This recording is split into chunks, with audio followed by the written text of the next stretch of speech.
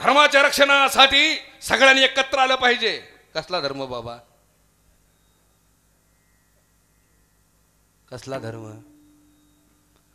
माऊलीने धर्म हा सांगितलाय का? आता विश्वात्मके देवे येणे वाग्यज्ञ तोषावे. म्हणजे विश्वामध्ये जी जी जीव आहेत त्यांचं दैन्य दुःख दारिद्र्य दूर होऊ दे. जे खळांची व्यंकटी सांडो. तुकोबराने देखील धर्म सांगितलाय. विष्णुमय जग वैष्णवांचा धर्म. जग म्हटलंय भारत देश नाही, महाराष्ट्र नाही, देहू नाही, जग. जगात जी जी आहेत त्यांच्याकडे पाहण्याचा दृष्टिकोन जो विष्णुमय आहे तो धर्म आहे. अलीकडे आम्हाला धर्म शिकवायला येतात आणि मतापाठी मग 1000, 2000, 3000 देऊन आम्हाला धर्म शिकवतात. हा धर्म आहे का? तुम्ही तरी धर्म पाळला का या निवडणुकीला? पाळला का धर्म? 1000, 2000साठी देशाला घाण ठेवल्या नालायकांच्याकडे तुम्ही धर्माची व्याख्या सांगता. धर्म काय सांगतो? हे सांगतो धर्म लबाडी करून. जरा मनाला विचारा, धर्म म्हणजे काय? वृक्षाचा धर्म बघा. तो झाड लावणारालाही सावली देतो आणि तोडणारालाही सावली देतो, भेद करत नाही. वाहतं पाणी काठ भिजवत जातं. हे मुसलमानाचं शेत आहे का हिंदूंचं शेत आहे ते बघत नाही. पाणी प्यायला मुसलमान आहे का हिंदू आहे का महार आहे का मांग हे विचारत नाही. ज्या अग्नीवर ज्या लाकडावर जाळाला देह नेतो तो देह कुठल्या धर्माचाही विचारत नाही. जनावरांना धर्म नाही, पशुपक्ष्यांना धर्म नाही. तुम्ही मी कुठल्या धर्माचा डांगुरा पिडतोय? चुकीचं आहे.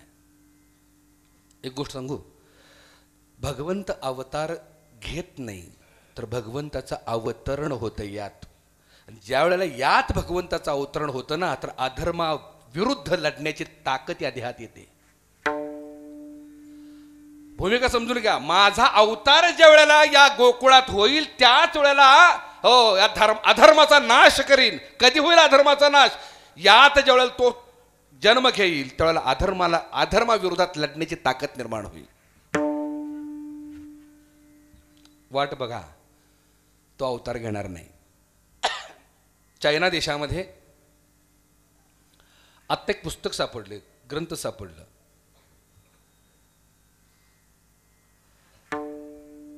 ते ग्रंथ होता 7000 वर्षापूर्वीचा. ते पुस्तक होते 7000 वर्षापूर्वीचं पुस्तक. ते आत्ता सापडलं. त्यात काय लिहिलं होतं माहिती आहे का? भ्रष्टाचार करणं पाप आहे, लबाडी करणं पाप आहे, टेबलाखालनं घेणं पाप आहे, स्त्रीकडे वाईट नजरेनं पाहणं पाप आहे, वेश्यागमन करणं पाप आहे, नाही का, खून बलात्कार करणं पाप आहे. हे कधी लिहिलं होतं? 7000 वर्षापूर्वी. ज्या अर्थी लिहिले त्या अर्थी घडले. घडल्याशिवाय लिहिले का ते? म्हणजे 7000 वर्षापूर्वी ह्या सगळ्या गोष्टी घडत होत्या ना. आत्ता घडतायत का? घडतायत. आणि पुढे घडणार आहेत का? घडणार आहेत. गोष्ट एखादी घडली की मग लिहून येते ना, तसंच त्यावेळेला घडत होतं, आता घडतं, पुढे घडणार आहे. माझं बोलणं कळतंय का? अवतार कधी घेणार? पांडवांनी आपली बायको जुगाराला लावली. कुठल्या धर्मात बसते? कृष्ण काळ होता ना, द्वापर युग होता ना, ते कुठल्या धर्मात बसते हो? आपली बायकोच लावली जुगारात. लावाल का तुम्ही? आम्हाला कळलं नाही धर्म म्हणजे काय, नेमकं कळलंच नाही आम्हाला. हे घडतंय, घडलंय, घडतंय, घडणार आहे.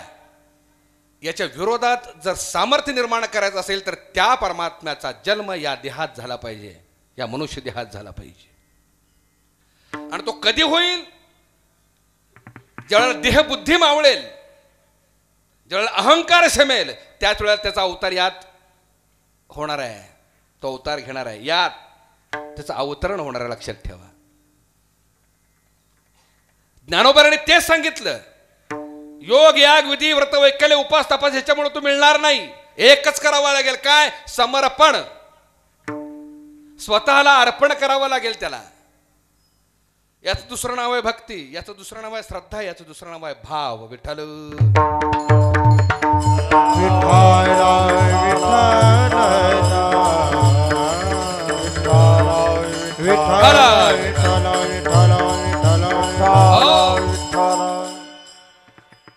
अनेकांनी तिच्या प्राप्तीकरता प्रयत्न केला. योगी या दुर्लभ. ज्ञानोबा सांगतात तो म्या देखील असा जणी. आता ज्ञानोबरांची भक्ती ही चिंब भिजलेली आहे. मगाशी मी ज्ञानाचा उल्लेख केला होता. नुसत्या ज्ञानानं तो प्राप्त होत नाही, किंबहुना नुसत्या ज्ञानानं जर त्याला प्राप्त करायला गेलो तर तो प्राप्त व्हायचं सोडूनच द्या, आमचं अधपतन आहे. कारण वारकरी संप्रदाय एकच सांगतो, टाळाटाळी लोपला नाद, अंगो अंगी मुराला छंद, भोग भोगी ताटला भेद, ज्ञान गिळोनी गावा गोविंदुगा. काय म्हटले? ज्ञान गिळोनी. म्हणजे त्याच्या प्राप्तीकरता जे ज्ञान साठवलंय तो एकदा कळाला, तो एकदा प्राप्त झाला, तो एकदा लक्षात आला की ते साठवलेलं ज्ञान बी टाकून द्यावं आणि आपण झडझडून मोकळं व्हावं. कारण सांगतो,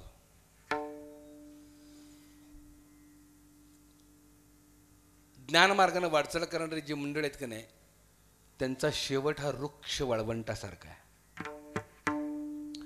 भक्तीचं जर भिजणं नसेल, भक्तीचं जर ओलावा नसेल त्या परमार्थाला, आणि नुसत्या ज्ञान मार्गाने जर वाटचाल करत असेल तर मधीच त्याचा घात होतो. ज्ञान म्हणजे काय हो? ज्ञान म्हणजे काय? साध्य आहे का साधन आहे?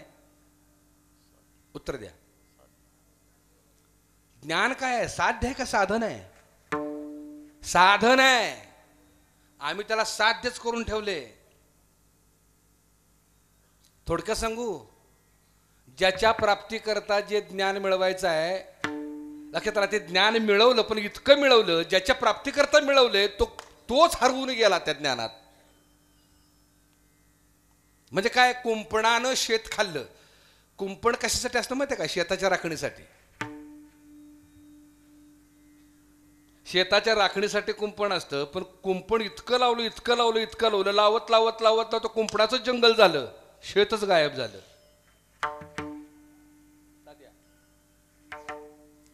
आजकाल आम्ही फक्त ज्ञान ज्ञान ज्ञान मानतोय, पण ज्याच्यासाठी ज्ञान आहे त्याच ज्ञानानं त्याचा घात केला. हांडी खाऊनी भात टाकीला आणि बकऱ्या पुढे देव कापिला. अर्थ कळला का? समजून घ्या. देह बुद्धीनं ग्रासलं, ज्ञानानं ग्रासलं. हो, ज्ञानाच्या अहंकारापुढं देव नावाच्या बकऱ्यालाच कापून टाकला. बकऱ्या पुढे देव कापिला.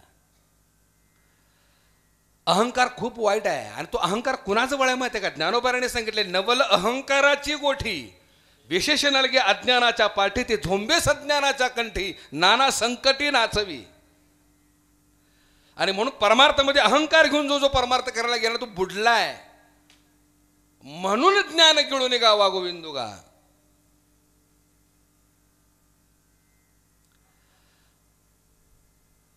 थोडक्यात एक उदाहरण देतो. उंच झाड होतं, खूप उंच, 100-125 फूट उंच झाड होतं. आणि त्या झाडाच्या बुडाला एक वयस्करी व्यक्ती बसली होती. 60-70 वय होतं. बुजुर्ग अनुभवी व्यक्ती तिथं त्या झाडाखाली बसली होती. एक तरुण आला आणि sir sir sir sir sir sir झाडावर चढला. शेंड्यापर्यंत गेला तरी ती व्यक्ती काय, म्हणजे खाली बसलेली जी बुजुर्ग व्यक्ती काही बोलली नाही त्याला. अगदी टोकाला गेला, टोकावर परत खाली यायला लागला तरी ती व्यक्ती काय त्याला बोलली नाही. आणि अगदी उतरून खाली जमीन फक्त 4 फुटावर आली. हो, ती बुजुर्ग व्यक्ती म्हणली, ए बाबा सांभाळून, पडशील. जमीन किती फुटावर? 4 फुटावर जमीन. ए बाबा पडशील. त्या तरुणानं उडी मारली. म्हणला म्हाताऱ्या तुला काय अक्कल आहे का? जमीन मी एवढ्या उंच गेलो तेव्हा काय बोलला नाहीस, एवढं वरनं खाली आलो तेव्हा बी काय बोलला नाहीस, आणि जमीन 4 फुटावर आहे तेव्हा भीती घालतो पडशील म्हणशील. त्या व्यक्तीनं उत्तर इतकं सुंदर दिलं त्या बुजुर्ग व्यक्तीला. बाबा रे, भल्या भल्या ज्ञानियांना मी उंच टोकावर जाताना पाहिले, उंच टोकावर जाताना पाहिले भल्या भल्या ज्ञानियांना, पण शेवटी शेवटी त्यांचा पाय घसरलाय म्हणून म्हणतोय सावधान.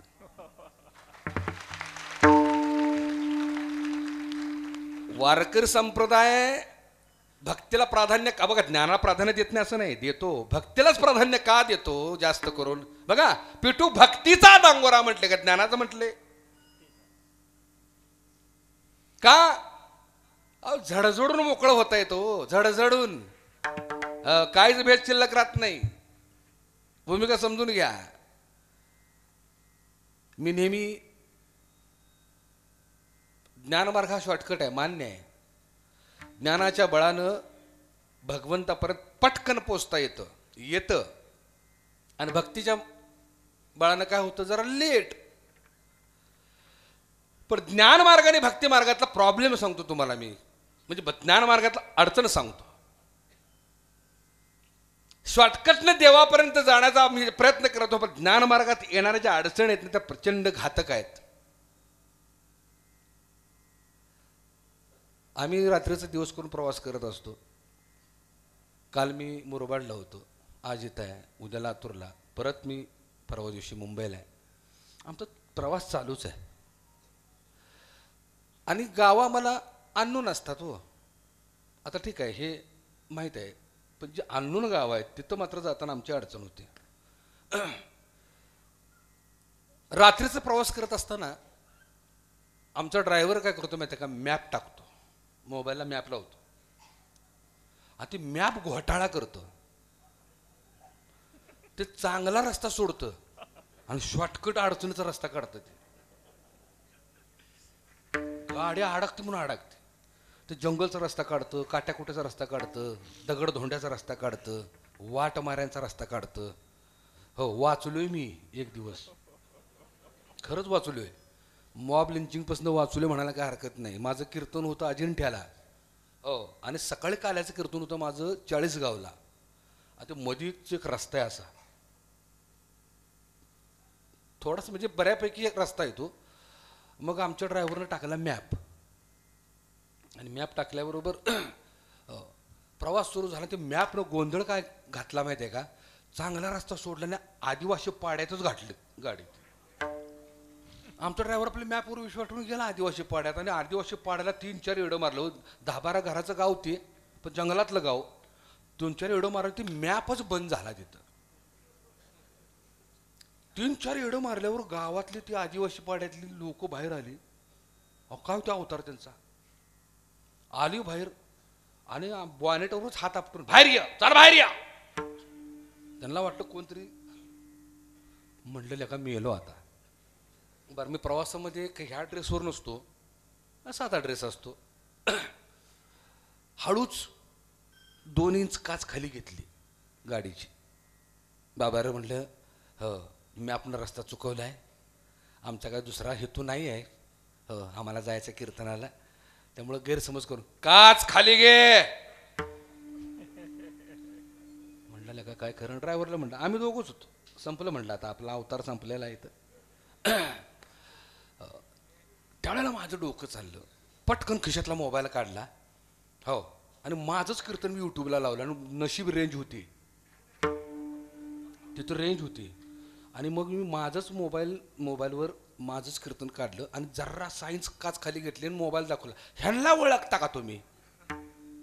त्यातलं एक जण म्हणलं, हो ओळखतो म्हणले बाळकृष्ण महाराज.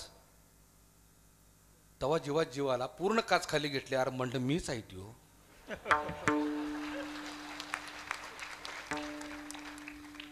जर रेंज नसती तर आता मी रेंजमध्ये नसतो. मला सांगायचं काय माहिती आहे का, की तू मॅप काय करतं, शॉर्टकट दाखवतं, पण अडचण आहे ना, तसं ज्ञान मार्ग अडचणीचा आहे. वाटमारे कोण कोण आहेत? ज्ञान मार्गातले वाटमारे कोण कोण आहेत? ज्ञानोबाने सांगितले, हे ज्ञान निधीचे भुजंग, विषय दरीचे वाघ, भजन मार्गीचे मांग मार्गजे.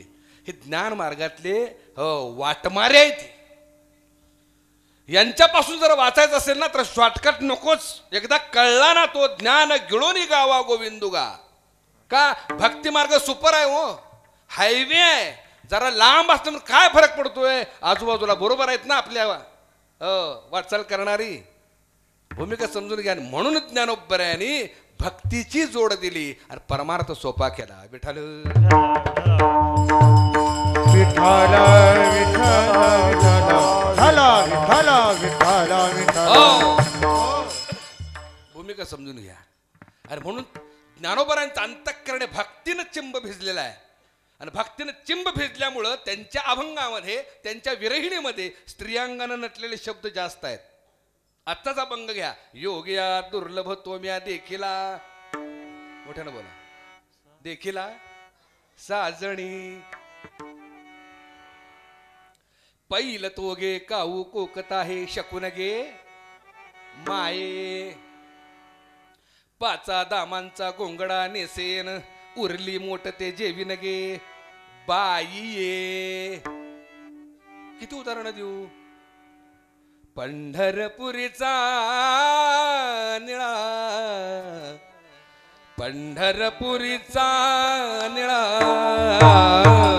पंढरपुरीचा निळा, पंढरपुरीचा निळा, लावण्याचा पुतळा, लावण्याचा पुतळा, विठा देखिएला डोळा, विठा देखिएला डोळा, विठा देखिएला डोळा, बाई ओ पंढरपुरीचा निळा, पंढरपुरीचा निळा,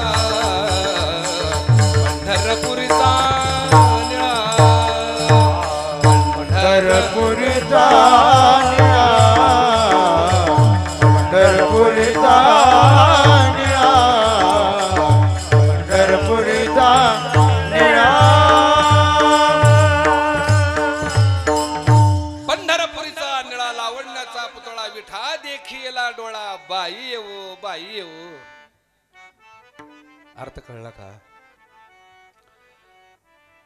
ज्ञानोबरांचा अंतःकरणी भक्तीनं चिंब भिजल्यामुळं भगवंत त्यांचा झाला.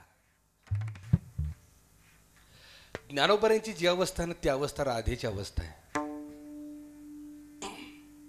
राधा म्हणजे स्त्री नाही, राधा म्हणजे एखादी मुलगी नाही, राधा म्हणजे व्यक्ती नाही, राधा म्हणजे एक अवस्था आहे. मग कृष्ण कोण आहे? कृष्ण देखील एक अवस्था आहे. आम्हाला कृष्णाला बासरीत दीड पायावर उभा असलेला कृष्ण आम्ही म्हणतो, ते प्रतीक आहे, अवस्थेचं प्रतीक आहे ते. कृष्ण कोण आहे? राधा कोण आहे? ऐका, राधा ही एक अशी अवस्था आहे त्या जीवाची, जो जीव परमात्म्याच्या भेटीसाठी जीवाचं रान करतो, आतुर होतो, वेदना सहन करतो, दुःख सहन करतो, त्याच्या भेटीसाठी प्रयत्न करतो. त्या प्रयत्न करण्याच्या अवस्थेला राधा म्हणतात. मग कृष्ण कोणाला म्हणायचं? ज्या वेळेला तो जीव सगळे प्रयत्न करून कृष्णाला, परमात्म्याला भेटतो, तो आत्मा आणि परमात्मा यांचं मिलन होतं.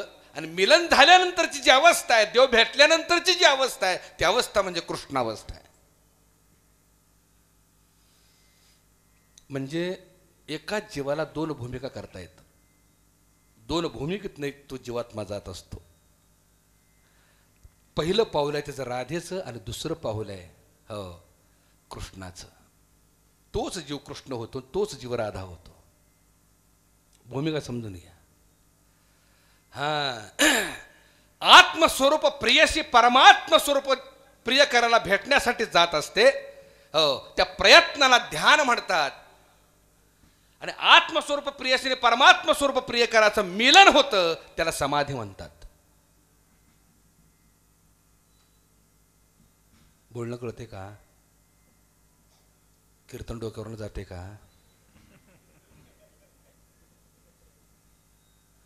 ज्ञानोबऱ्यांचा अभंग आहे, योगिया दुर्लभ.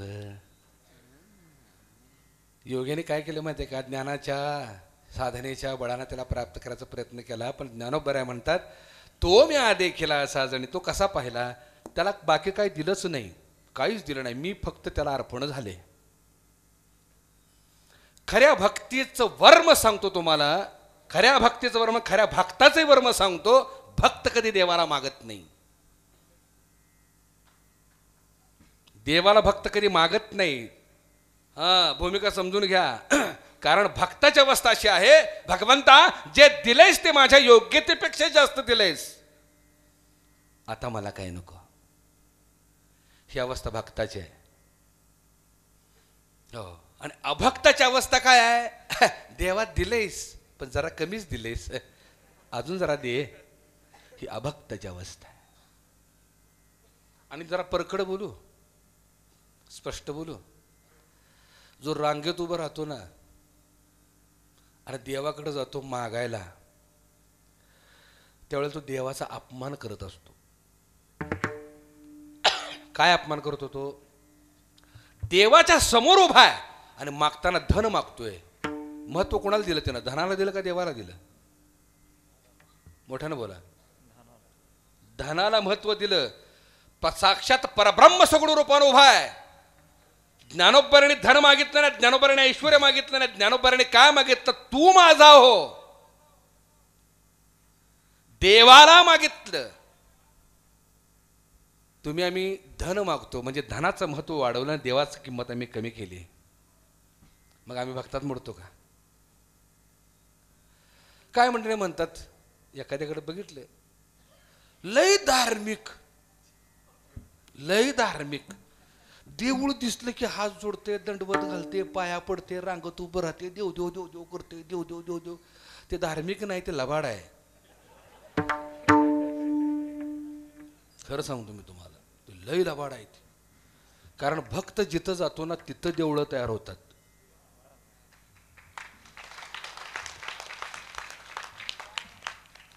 ज्याला कळालं नाही त्याच्यासाठी देवळं आहेत, पण ज्याला कळालंय ना देवळं तिथे निर्माण झालीत.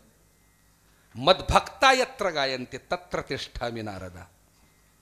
मग त्यानं जंगलात भजन करू दे, वळवंटात भजन करू दे, घरात करू दे, दारात करू दे, शेतात करू दे, कर्म करताना करू दे, व्यापार करताना व्यवसाय करताना करू दे, मी तिथं आहे. सजन कसा या विकू लागे माऊस, माळ्यास हवं त्या खुरपू लागे. का बरं? त्याने व्यवसायात व्यापारात त्याचं भजन केलं म्हणून तो तिथं आला. बरोबर आहे ना? आम्हाला का देवळात जावं लागते? आमचा उल्लू साध्य व्हावा. आपण लय बिरकी आहे. आम्ही अर्पण होत नाही, दुसऱ्याकडनं किती मिळते तेवढंच बघतो. एक गोष्ट सांगू का तुम्हाला? एक तरुण मुलगी होती, घरी एकटीच होती, तिला करमत नव्हतं. आता घरी एकटे असल्यामुळं ती म्हटली आता करमणुकीचं काहीतरी साधन आपल्याला उभं करायला पाहिजे. म्हणून ती मुलगी बाजारात गेली आणि एक बोलका पोपट घेऊन आली.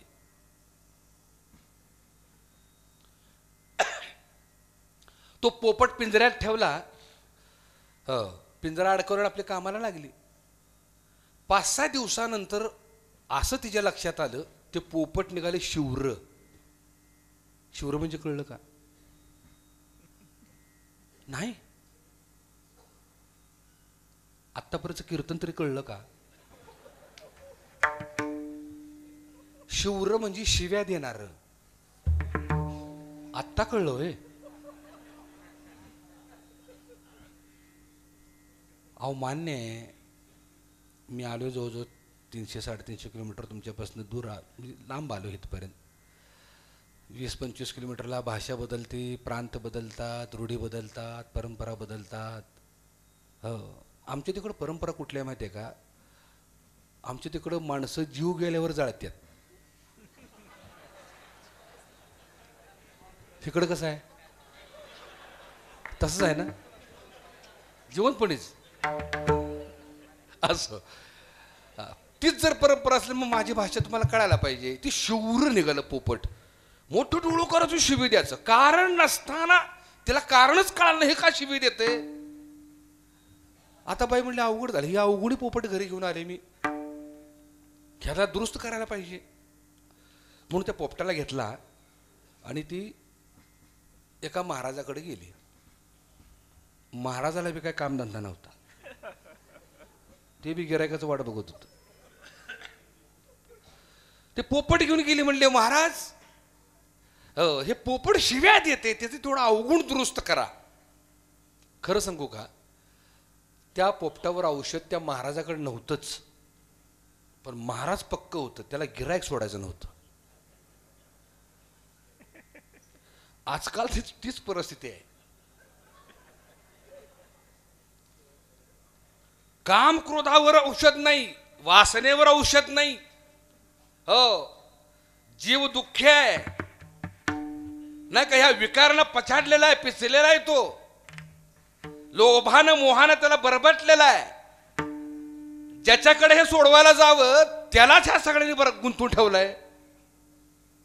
बरोबर आहे की नाही, अशा अवस्था आहे. पण त्या महाराजाकडे एक टेक्निक होतं, लय गोड बोलायचं. ते महाराज गेले पिंजऱ्याकडं पोपटाच्या, आणि पोपटाला म्हणायला लागला, पोपटा काय छान दिसतोस रे, वा वा वा वा, काय ते देखणे, पण काय ते हिरवा रंग, काय ते लाल चोच, काय ते बोलणं, वा वा वा. पोपटा शिवी देणं बरं नाही, कळलं का, शिवी देणं बरं नाही. आम्ही बोलतो पोपटासारखं, दारू पिणं बरं नाही. तुम्ही का दारू पिऊन आलाय बी आता, काय संबंध आहे का त्या कीर्तनामध्ये दारूच्या पिऊ नका आणि हे करू नका, ते काय गाता संपली, ज्ञानेश्वरी संपली, भागवत संपला, नको त्या गोष्टी सांगत बसायचं, काय गरज आहे. हे असतं आपण सांगतच नाही दारू सोडा बिडा, आपण बोलतच नाही ना, आलाच प्रसंग तर डबल पी म्हणून सांगतो त्याला. तू डबल पिन लवकर पृथ्वीवरचा भार हलका कर. चुकून आमच्या सांगण्याने त्यानं दारू सोडलीस, तो काय करणार आहे, ज्ञानेश्वरी लिहिणार आहे का गाथा लिहिणार आहे, पेटवा पेटवीन, आग लावा लावीन, राजकारणापलीकडे तो काय करणार आहे, त्यापेक्षा मेल्याला बरा. तो आपण सांगतच नाही दारू सोडा आणि हे करा, आणि ते वाईट आणि संसार हे होतो. तुझं पैसं तू पी, मर, खप, तिकडे काय करायचं मला. बरोबर आहे ना. हा पोपटा शिवी देणं बरं नाही. 4-5 मिनिटं सांगितलं, उपदेश केला पोपटाला. त्या पोपटाने बी ऐकून घेतलं आणि ज्या महाराजाला ठेवणीतल्या शिव्या द्यायला सुरुवात केल्या, तात्या ठेवणीतल्या शिव्या माहित आहेत ना, तुम्ही बीडकर आहे माहित आहे तुम्हाला. ठेवणीतल्या शिव्या सुरू केल्या. महाराज 4 पावलं मागल्या का म्हटलं, आपल्यापेक्षा आगाव दिसतंय. महाराजांनी सांगितलं, बाई ग ह्या पोपटावर काय माझ्याकडे औषध नाही. ती म्हणली, आता महाराज काय करायचं. महाराज म्हणले, माझ्याकडे एक पर्याय आहे. ती म्हणली, काय आहे. माझ्याकडे एक मादी पोपट आहे, तो पोपट घेऊन जा. तो तुझा नर पोपट झाला सरळा तर झाला. योगायोगानं त्या मादी पोपटाला महाराजामुळं हरिपाठ पाठ होता, काकडा पाठ होता, प्रार्थना येत होती. त्या महाराजांनी तो पोपट तिला दिला. तो पोपट घेतला, तिनं नर पोपटाच्या पिंजऱ्यात टाकला. दोन्ही पोपट घरी घेऊन गेली. पिंजरा अडकवला घरी. 5-6 दिवसानंतर इतका सुंदर रिझल्ट आला. हो, ते पोपट शिवाय त्याचं बंद झालं आणि नर पोपटातून मादी पोपटा संवाद सुरू झाला. नर पोपट मादी पोपटाला म्हणते, बाई ग तू भेटलीस, लय बरं वाटते बघ, तुझ्यामुळं माझ्या शिव्या बंद झाल्या, लय बरं वाटतंय. हो, पण परत नर पोपट म्हणला, खरं सांगू का, एका गोष्टीचं दुःख होतंय ग. मादी म्हणाले, का रे. काय नाही ग, तुझ्यामुळं माझ्या शिव्या बंद झाल्या, पण माझ्यामुळं तुझा काकडा हरिपाठ बंद झाला, त्याचं दुःख होतंय ग. ती म्हणली, अरे ज्याच्यासाठी काकडा हरिपाठ करत होते तो आता मिळालाय, कशाला करू.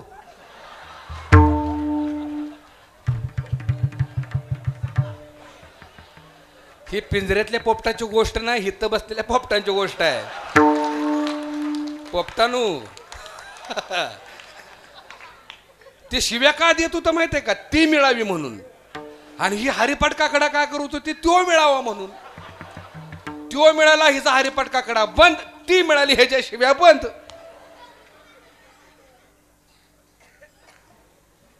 आपला उल्लू साध्य होण्यापुरता रांगेत उभा राहून परमार्थ नाही करता येत, समर्पण भाव लागतो. ज्यांनी ज्यांनी त्याग केलाय ना, त्यांच्याच घरी देवाला आहे. धरिला पंढरीचा चोर, धरिला पंढरीचा चोर, धरिला पंढरीचा चोर, धरिला पंढरीचा चोर. वेद अनंत बोलिला, नाही सापडला. वेद जाणू गेला पुढे मौनावला, ते गुह्य तुझला प्राप्त कैचे. एवढं जर तू बाबा महाग असशील, एवढा जर तू अनाकरणी असशील, हो, तर कसा भेटणार तो आम्हाला. बरोबर आहे ना.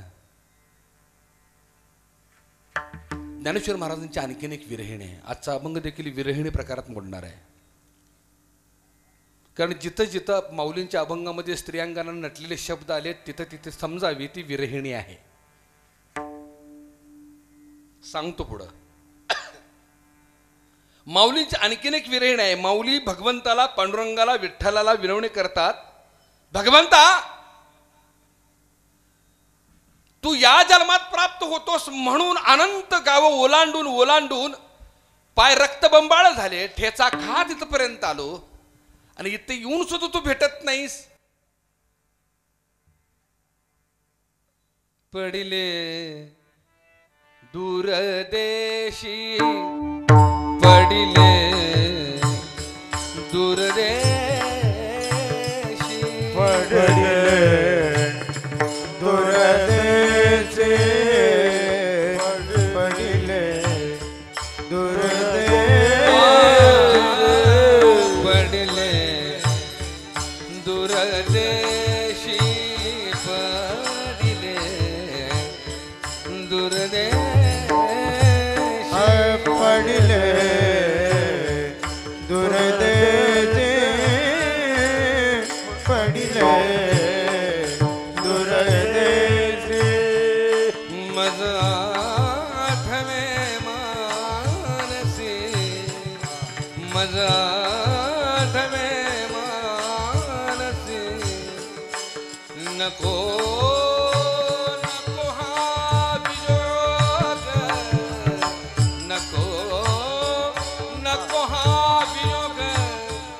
कष्ट होता ती जीवाची, पडिले दूरदेशी, पडिले दूरदेशी,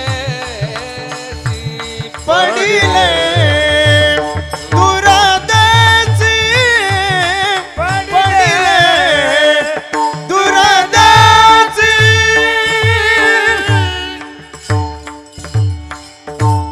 पडिले दूरदेशी मज आठवे मानसी. नको नको हा वियोग, कष्ट होता ती जीवाची. दिनो तैसी रजनी झाली गे माये, अवस्था लावून गेला अजूनही का नये. गरुड वाहना गंभीरा, येई गादा तारा. बाप रखुमा देवी वरा, श्री विठ्ठला ये रे बाबा. आलोय, अनंत गाव ओलांडून इथपर्यंत आले. बहुत दिस फेरा आला या नगरा, का भेटत नाहीस. आणि एक गोष्ट सांगू, ज्ञानोबा माऊलींना परमात्मा भेटला, किंबहुना ज्ञानोबा माऊली परमात्मा रूप झाले, त्याच्या पाठीमागचं कारण सांगतो. आम्ही त्याला संपत्तीनं, ऐश्वर्यानं, सत्तेनं, ज्ञानानं प्राप्त करायला निघालोय. आजच्या कीर्तनामध्ये तुम्हाला वायफळ काय ऐकायला मिळणार नाही बरं. कदाचित तुम्ही जर अपेक्षा ठेवून आला असाल सासू सुनेच्या गोष्टी असाव्यात, बेवड्याच्या कथा असाव्यात, भावबंदकी असावी, राजकारणावर टीका असावी. अजिबात नाही. आणि मला माहीत आहे तुम्ही माझं कीर्तन ज्या अर्थी ऐकायला आलंय त्या अर्थी या सगळ्या गोष्टी तुम्ही ग्राह्य धरलेल्या आहेत. कारण आजच्या कीर्तनात हे ऐकायला मिळणार. तरी सुद्धा तुम्ही आलात याचा अर्थ असा तुम्ही राजहंस आहात.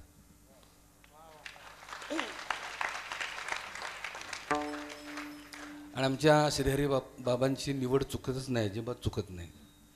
लक्षात मुळात तेच राजहंस आहेत. क्षीर आणि नीर निवडण्याची ताकद बाबांच्याकडे आहे.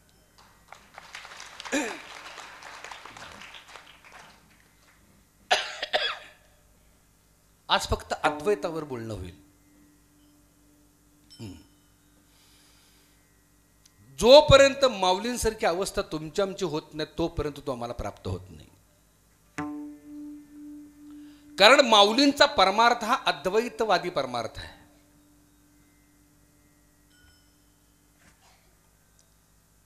आपल्या वारकरी संप्रदायाचं भाग्य सांगतो की तुकोबा, ज्ञानोबा, नाथरायांसारखे अद्वैतवादी संत तुम्हाला लाभले.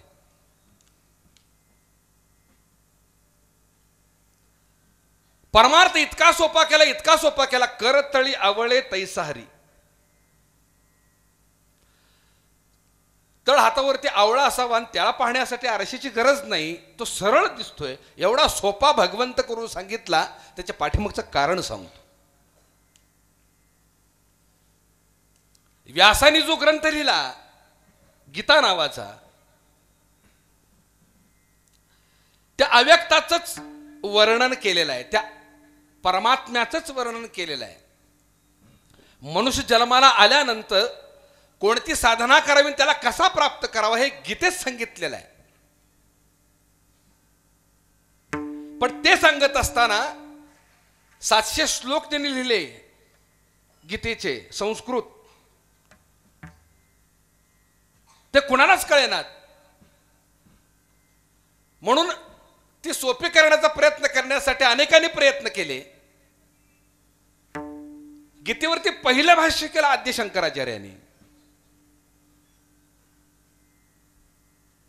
त्याच्यानंतर भाष्य कुणी कुणी केलं? मध्वाचार्यांनी केलं, वल्लभाचार्यांनी केलं, रामानुजाचार्यांनी केलं, अष्टावक्रांनी केलं, निंबार्काचार्यांनी केलं. अलीकडे कुणी कुणी भाष्य केलं? ओशोंनी केलं, श्रीला प्रभुपाद स्वामींनी केलं, गुरुदेव रानडेंनी केलं, विनोबा भावेंनी केलं, लोकमान्य टिळकांनी केलं, अनेकांनी भाष्य केलं. त्या गीतेवरती भाष्य ज्ञानोबांनी देखील केलं. पण या सगळ्यांमध्ये जगमान्य झाली ती ज्ञानेश्वरी. का झाली ज्ञानेश्वरी जगमान्य? त्याच्या पाठीमागचं कारण हे आहे, बाकीच्यांनी ही गीतेवरची जे भाष्य केलं ते ज्ञानाधिष्ठित भाष्य केलं. जे बुद्धिजीवी आहेत त्यांच्यासाठीच ते ज्ञान लागू पडलं. सर्वसामान्य प्रापंचिक आणि संसारिक जीवाला ते कळेना, लक्षात येईना. का? अधिकार नाही. ते अव्यक्त परमात्म्याचा आनंद, ते समाधान उपभोगण्याचा अधिकार सर्वसामान्यांना नाही का? आहे. ज्या परमात्म्याला, ज्या भगवंताला योग याग विधीमध्ये अडकून ठेवलं, व्रतवैकल्यात अडकून ठेवलं. बघा, गरिबांना हे यज्ञ याग करता येईल का? सर्वसामान्य करता येईल का? अज्ञानी जीवाला करता येईल का? नाही करता येणार. पण तो अधिकार नाही का? लोपले ज्ञान जगी हित नेणती कोणी. हे ज्ञान का लोपलं? एक विशिष्ट वर्णापुरतं, विशिष्ट जीवापुरतं ते ज्ञान अडकून पडलं. म्हणून ज्ञानोबाराने त्या ज्ञानाची कवाड उघडली, दारं उघडली आणि ते ज्ञान सोपं करून सांगितलं. किती सोपं केलं? रेड्यामुखी वेदवदवेला. म्हणजे काय? आता ही रेड्यामुखी वेदवदवेला, चालविली जड भिंती, मुळात तर ज्ञानोबरायांना चमत्कार मान्य नाहीत, आणि आम्ही जर त्यांच्यावर चमत्कार लादले तर त्यांना किती त्रास होईल. चमत्कार त्यांना मान्य नाही. बघा, सर्वसामान्य जीवाला कळावं म्हणून दृष्टांत दिलेले आहेत. रेड्यामुखी वेदवेदला म्हणजे काय? या विश्वामध्ये सगळ्यात मतिमंद प्राणी कोण आहे? रेडा आहे. ते रेडा जन्माला आल्यावर दूध प्याला बैलाच्या थनकुटीकडे जाता येते, त्याला कळत नाही आई कोण आहे आणि बाप कोण आहे. एवढं ते अज्ञान आहे. त्या रेड्यासारख्या मतिमंद जीवाला देखील ती ज्ञान कळावं इतकं सोपं ज्ञानेश्वरी ज्ञान करून ठेवलं. त्याचा अर्थ हा आहे. आणि याच्या पाठीमागचं कारण सांगतो. हो, जीव ज्ञानाकडे जास्त वळत नाही का? त्याला पेलत नाही, त्याला झेपत नाही. भक्तीच्या बळानं भगवंतापर्यंत पोहोचण्याचा प्रयत्न करत असतो, कारण भक्तीला ज्ञानाची जोड लागत नाही. समर्पण भावनेनं त्याचं भजन नुसतं जरी केलं, अर्जुना जरी न कळे माझे ज्ञान तरी न सांडावे माझे स्मरण, माझ्या स्मरणे ज्ञान होय तया. माझं ज्ञान नसलं तरी चालेल, माझं चिंतन कर, माझी भक्ती कर. माझ्या भक्तीनं माझ्या चिंतनानं ऑटोमॅटिक तुला ज्ञान प्राप्त होईल. आणि म्हणून ज्ञानोबरायांनी त्या ज्ञानाला भक्तीची जोड दिली. हो, आणि भगवंत सोपा केला. लक्षात ठेवा. मी नेहमी सांगत असतो, भगवान श्रीकृष्णाचा जन्म झाला तो बंदी शाळेत झाला, नाही का? कुणाच्या पोटी झाला? वसुदेवानी देवकी. अध्यात्म काय सांगते ऐका. बंदी शाळा म्हणजे मनुष्यदेह. बंदी शाळा म्हणजे मनुष्यदेह, भगवंताचा अवतार. हो, बाहेर कुठं होत नाही, तर या गोकुळात त्याचा अवतार होतो. गो म्हणजे शरीर आणि कुळ म्हणजे इंद्रिय. गो म्हणजे शरीर आणि कुळ म्हणजे इंद्रिय. या गोकुळात त्याचा जन्म होतो. कुणाच्या पोटी जन्म घेतला? वसुदेव देवकी. याचा अर्थ असा आहे, वसुदेव म्हणजे ज्ञान आणि देवकी म्हणजे भक्ती. भक्ती आणि ज्ञानाच्याच संयोगाने या गोकुळात परमात्मा जन्म घेतो. लक्षात ठेवा.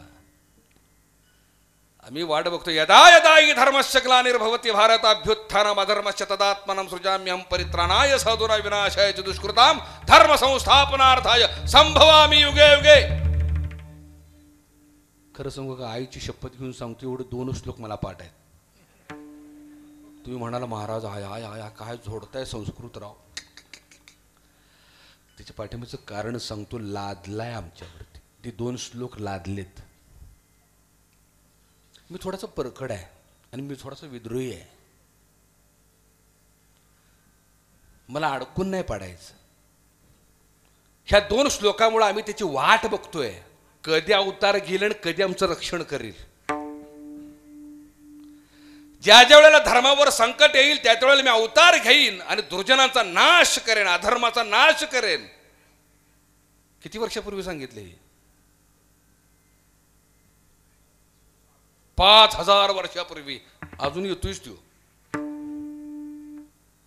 साधू संतांची निंदा होईल, छळ होईल, त्यावेळेला मी त्यांच्या रक्षणासाठी अवतार घेईन.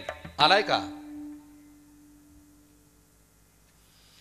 ज्या साधूच्या रक्षणासाठी त्याला यावं लागतं ते साधूच्या साधुत्वाला अर्थ काय हो? माझं बोलणं कळते का? ज्या धर्माच्या रक्षणासाठी यावं लागतं तो धर्म होऊ शकत नाही. धर्म होऊ शकत नाही. भूमिका समजून घ्या. धर्माच्या अनंत व्याख्या केलेल्या आहेत. हिंदू, मुसलमान, शीख, ईसाई यांच्यातली भांडणं म्हणजे धर्म. बर्चे, चाकू, तलवारी, जाळपोळ, लुटालूट, दंगल, मारामारी, बलात्कार म्हणजे धर्म. काय बाबा, ह्याला धर्म म्हणतात? धर्माचं दुसरं नाव आहे प्रेम. मला काय कळत नाही. धर्माची व्याख्या मला मोठ्या मोठ्या पंडितासारखी येत नाही. मी सांगू धर्माची व्याख्या? मला जे आवडतं ते दुसऱ्याला देणं या नाव धर्म. मला प्रेम आवडतं, मला दया आवडते, मला सहानुभूती आवडते, मला संकट काळी वाचवणारा आवडतो, पाठीवर प्रेमानं हात फिरवणारा मला आवडतो. नाही का? तहान लागली की तांब्याभर पाणी देणारा, भूक लागली की कोरभर भाकरी देणारा मला आवडतो. म्हणजे मला जे आवडते ते दुसऱ्याला देणं या नाव धर्म. संपला विषय. मी जर धर्माच्या नावाखाली तलवार घेऊन एखाद्याच्या मागे लागलो तो धर्म होईल का? आणि आजकालच्या धर्माच्या गप्पा चाललेल्या आहेत. धर्माच्या रक्षणासाठी सगळ्यांनी एकत्र आलं पाहिजे. कसला धर्म बाबा? कसला धर्म? मौलीने धर्म हा सांगितलाय का? आता विश्वात्मके देवे येणे वाग्यज्ञ तोषावे. म्हणजे विश्वामध्ये जी जी जीव आहेत त्यांचं दैन्य दुःख दारिद्र्य दूर होऊ दे. जे खळांची व्यंकटी सांडो. तुकोबराने देखील धर्म सांगितलाय. विष्णूमय जग वैष्णवांचा धर्म. जग म्हटलंय भारत देश नाही, महाराष्ट्र नाही, देहू नाही, जग. जगात जी जी आहेत त्यांच्याकडे पाहण्याचा दृष्टिकोन जो विष्णुमय आहे तो धर्म आहे. अलीकडे आम्हाला धर्म शिकवायला येतात आणि मतापाठी मग 1000, 2000, 3000 देऊन आम्हाला धर्म शिकवतात. हा धर्म आहे का? तुम्ही तरी धर्म पाळला का या निवडणुकीला? पाळला का धर्म? 1000, 2000साठी देशाला घाण ठेवल्या नालायकांच्याकडे तुम्ही. धर्माची व्याख्या सांगता. धर्म काय सांगतो हे सांगतो धर्म. लबाडी करून जरा मनाला विचारा. धर्म म्हणजे काय? वृक्षाचा धर्म बघा. तो झाड लावणारालाही सावली देतो आणि तोडणारालाही सावली देतो. भेद करत नाही. वाहतं पाणी काठ भिजवत जातं. हे मुसलमानाचं शेत आहे का हिंदूंचं शेत आहे ते बघत नाही. पाणी प्यायला मुसलमान आहे का हिंदू आहे का महार आहे का मांग हे विचारत नाही. ज्या अग्नीवर ज्या लाकडावर जाळाला देह नेतो तो देह कुठल्या धर्माचाही विचारत नाही. जनावरांना धर्म नाही, पशुपक्ष्यांना धर्म नाही. तुम्ही मी कुठल्या धर्माचा डांगोरा पिडतोय हो? चुकीचं आहे. एक गोष्ट सांगू. भगवंत अवतार घेत नाही तर भगवंताचं अवतरण होतं यात. ज्या वेळेला यात भगवंताचं अवतरण होतं ना तर अधर्मा विरुद्ध लढण्याची ताकद या देहात येते. भूमिका समजून घ्या. माझा अवतार ज्या वेळेला या गोकुळात होईल त्याच वेळेला या अधर्माचा नाश करीन. कधी होईल अधर्माचा नाश? यात ज्या वेळेला तो जन्म घेईल त्यावेळेला अधर्माविरोधात लढण्याची ताकद निर्माण होईल. वाट बघा. तो अवतार घेणार नाही. चायना देशामध्ये आत्ता एक पुस्तक सापडले, ग्रंथ सापडलं.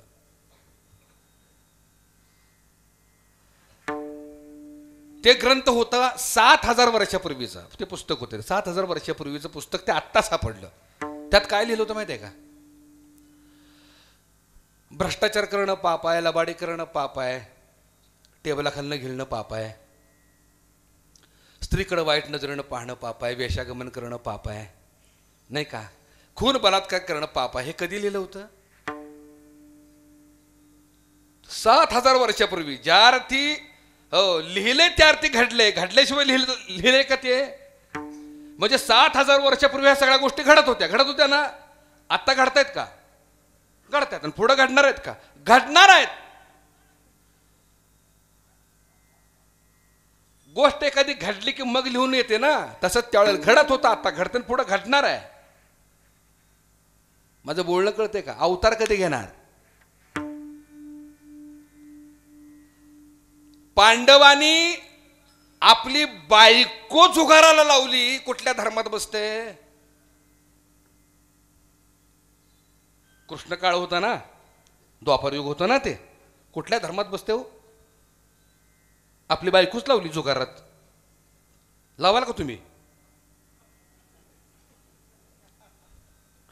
आम्हाला कळलं नाही धर्म म्हणजे काय. नेमकं कळलंच नाही आम्हाला. हे घडतंय, घडलंय, घडतंय, घडणार आहे. याच्या विरोधात जर सामर्थ्य निर्माण करायचं असेल तर त्या परमात्म्याचा जन्म या देहात झाला पाहिजे, या मनुष्य देहात झाला पाहिजे. आणि तो कधी होईल? ज्यावेळेला देहबुद्धी मावळेल, ज्यावेळेला अहंकार शमेल, त्याच वेळेला त्याचा अवतार यात होणार आहे. तो अवतार घेणार आहे, यात त्याचं अवतरण होणार आहे. लक्षात ठेवा. ज्ञानोबाने तेच सांगितलं. योग याग विधी व्रत वैकल्य उपास तपास ह्याच्यामुळे तो मिळणार नाही. एकच करावं लागेल. काय? समर्पण. स्वतःला अर्पण करावं लागेल त्याला. याचं दुसरं नाव आहे भक्ती, याचं दुसरं नाव आहे श्रद्धा, याचं दुसरं नाव आहे भाव. विठ्ठल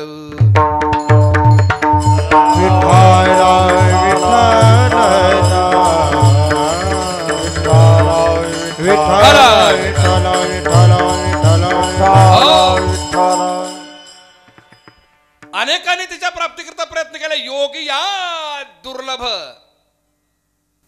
ज्ञानोबा सांगतात तो म्या देखील असा जणी. आता ज्ञानोबांची भक्ती ही चिंब भिजलेली आहे. मगाशी मी ज्ञानाचा उल्लेख केला होता. नुसत्या ज्ञानानं तो प्राप्त होत नाही. किंबहुना नुसत्या ज्ञानानं जर त्याला प्राप्त करायला गेलो तर तो प्राप्त व्हायचं सोडूनच द्या, आमचा अधपत नाही. कारण वारकरी संप्रदाय एकच सांगतो, टाळाटाळी लोपला नाद, अंगो अंगी मुराला छंद, भोग भोगी ताटला भेद, ज्ञान गिळोनी गावा गोविंदुगा. काय म्हटले? ज्ञान गिळोनी. म्हणजे त्याच्या प्राप्तीकरता जे ज्ञान साठवलंय तो एकदा कळाला, तो एकदा प्राप्त झाला, तो एकदा लक्षात आला की ते साठवलेलं ज्ञान बी टाकून द्यावं आणि आपण झडझडून मोकळं व्हावं. कारण सांगतो.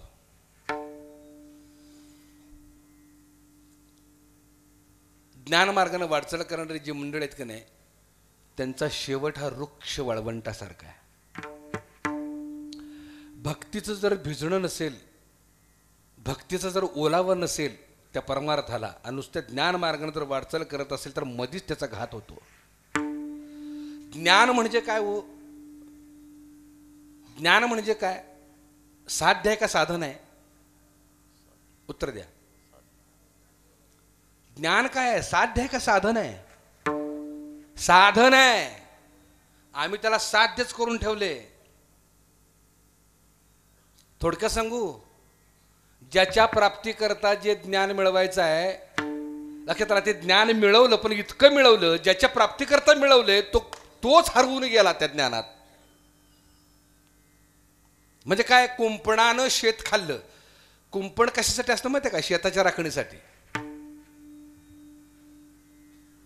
शेताच्या राखणीसाठी कुंपण असतं, पण कुंपण इतकं लावलं, इतकं लावलं, इतकं लावलं, लावत लावत लावत लावत कुंपणाचं जंगल झालं, शेतच गायब झालं.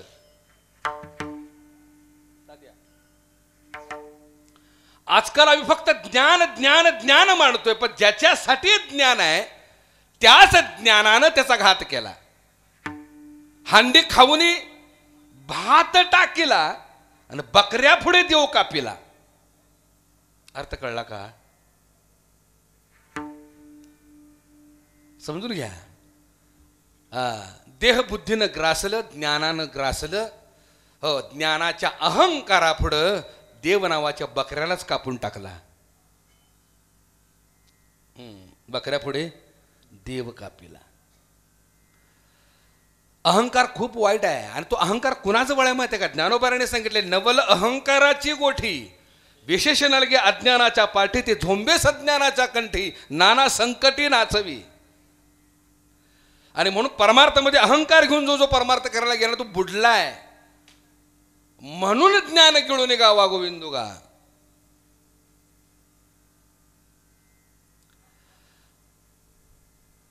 थोडक्यात एक उदाहरण देतो. उंच झाड होतं, खूप उंच, 100-125 फूट उंच झाड होतं. आणि त्या झाडाच्या बुडाला एक वयस्करी व्यक्ती बसली होती. 60-70 वय होतं. बुजुर्ग अनुभवी व्यक्ती तिथं त्या झाडाखाली बसली होती. एक तरुण आला आणि sir sir sir sir sir sir झाडावर चढला. शेंड्यापर्यंत गेला तरी ती व्यक्ती काय, म्हणजे खाली बसलेली जी बुजुर्ग व्यक्ती काही बोलली नाही त्याला. अगदी टोकाला गेला टोकावर परत खाली यायला लागला तरी ती व्यक्ती काय त्याला बोलली नाही. आणि अगदी उतरून खाली जमीन फक्त 4 फुटावर आली. हो, ती बुजुर्ग व्यक्ती म्हणली, ए बाबा सांभाळून पडशील. जमीन किती फुटावर? 4 फुटावर जमीन. ए बाबा पडशील. त्या तरुणानं उडी मारली. म्हणला, म्हाताऱ्या तुला काय अक्कल आहे का? जमीन मी एवढ्या उंच गेलो तेव्हा काय बोलला नाहीस, एवढं वरनं खाली आलो तेव्हा बी काय बोलला नाहीस, आणि जमीन 4 फुटावर आहे तेव्हा भीती घालतो तुझं पडशील म्हणशील. त्या व्यक्तीनं उत्तर इतकं सुंदर दिलं त्या बुजुर्ग व्यक्तीला, बाबा रे भल्या भल्या ज्ञानियांना मी उंच टोकावर जाताना पाहिले, उंच टोकावर जाताना पाहिले भल्या भल्या ज्ञानियांना, पण शेवटी शेवटी त्यांचा पाय घसरलाय म्हणून म्हणतो सावधान.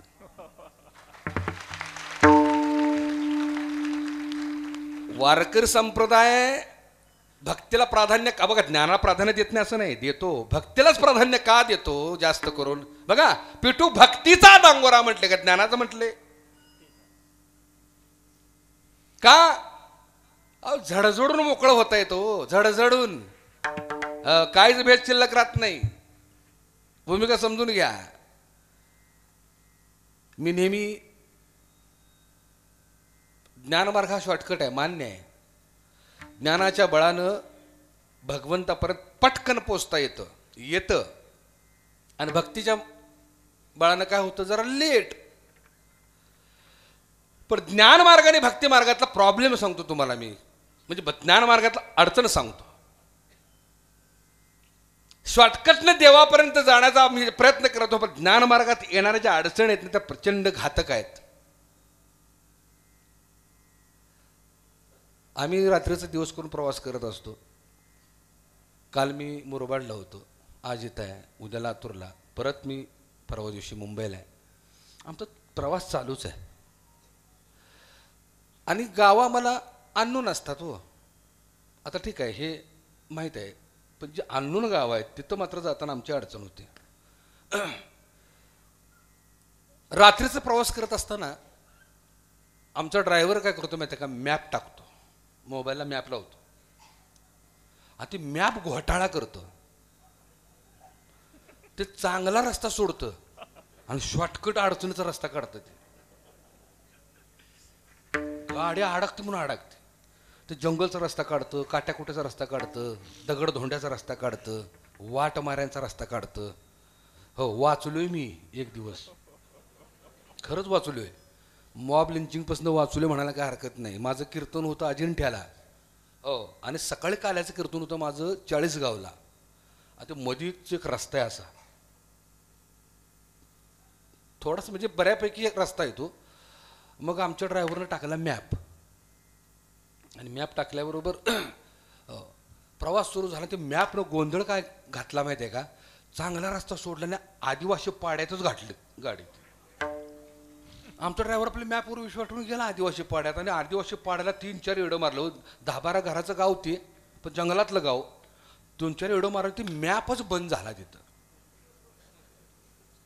3-4 एडं मारल्यावर गावातली ती आदिवासी पाड्यातली लोक बाहेर आली. अहो काय होता अवतार त्यांचा, आली बाहेर आणि बॉनेटवरच हात आपटून बाहेर या, चला बाहेर या. त्यांना वाटतं कोणतरी म्हणलेलं का मी येलो आता. बरं, मी प्रवासामध्ये ह्या ड्रेसवर नसतो, साधा ड्रेस असतो. हळूच 2 इंच काच खाली घेतली गाडीची. बाबारे म्हणलं, हो मी आपण रस्ता चुकवला आहे, आमचा काय दुसरा हेतू नाही आहे, हो आम्हाला जायचं कीर्तनाला, त्यामुळं गैरसमज करून काच खाली घे म्हणलं. का काय खरं, ड्रायव्हरला म्हणलं, आम्ही दोघंच होतो, संपलं म्हणलं, आता आपला अवतार संपलेला इथं. त्यावेळेला माझं डोकं चाललं, पटकन खिशातला मोबाईल काढला, हो, आणि माझंच कीर्तन मी यूट्यूबला लावलं. आणि नशीब रेंज होती तिथं, रेंज होती. आणि मग मी माझंच मोबाईलवर माझंच कीर्तन काढलं, आणि जरा सायन्स काच खाली घेतली आणि मोबाईल दाखवला. ह्यांना ओळखता का तुम्ही? त्यातलं एक जण म्हणलं, हो ओळखतो म्हणले बाळकृष्ण महाराज. तेव्हा जेव्हा जीवाला पूर्ण काच खाली घेतली, अरे म्हणलं मीच आहे त्यो.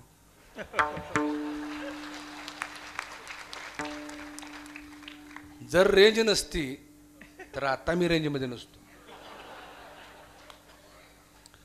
मला सांगायचं काय माहिती आहे का की तो मॅप काय करतं शॉर्टकट दाखवतं पण अडचण आहे ना तसं ज्ञानमार्ग अडचणीचा आहे. वाटमारे कोण कोण आहेत ज्ञानमार्गातले वाटमारे कोण कोण आहेत ज्ञानोबाने सांगितले हे ज्ञाननिधीचे भुजंग विषय दरीचे वाघ भजन मार्गीचे मांग मार्गजे. हे ज्ञान मार्गातले वाटमारे आहेत. यांच्यापासून जर वाचायचं असेल ना तर शॉर्टकट नकोच. एकदा कळला ना तो ज्ञान गिळून गावा गोविंदुगा. का भक्ती मार्ग सुपर आहे हो हायवे आहे. जरा लांब असल्यामुळे काय फरक पडतोय आजूबाजूला बरोबर आहेत ना आपल्या वाटचाल करणार